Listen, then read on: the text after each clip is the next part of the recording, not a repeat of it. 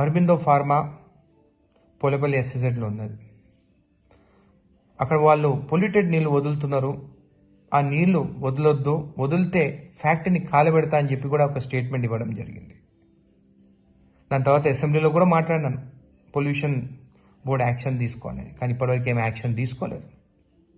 ఏమో pollution board వాళ్ళిద్దరు ఒకటైనరో, రైతుల గురించి పట్టించుకోరో అర్థమవుతలేదు. ఒక ఎమ్మెల్యేగా నా నియోజకవర్గంలో రైతులకు అన్యాయం జరిగితే ఊరుకునేది లేదని చెప్పి కూడా నేను ఎన్నోసార్లు చెప్పినాను. ఇంకా ఓపిక లేదు నాకు.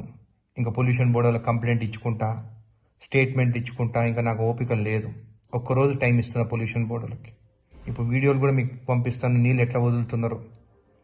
యాక్షన్ తీసుకోకుంటే సండే నాడు 11ంటికి నేనే అరబిందో ఫ్యాక్టరీ ముందుకు పోయి ఇంకా ఫ్యాక్టరీని కాలబెడతాను. మీరు యాక్షన్ అన్నా తీసుకుంటారా, నేను ఫ్యాక్టరీని అన్నా కాలబెట్టాలన్నా అనేది మీరు నిర్ణయించాలి. పొల్యూషన్ బోర్డు, అరబిందో యజమాన్యం కూడా చెప్తున్నాను, ఇంకా చాలు.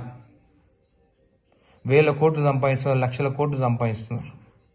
రైతుల పొలాలు మీ వల్ల అసలు పంట నష్టం జరుగుతుంది.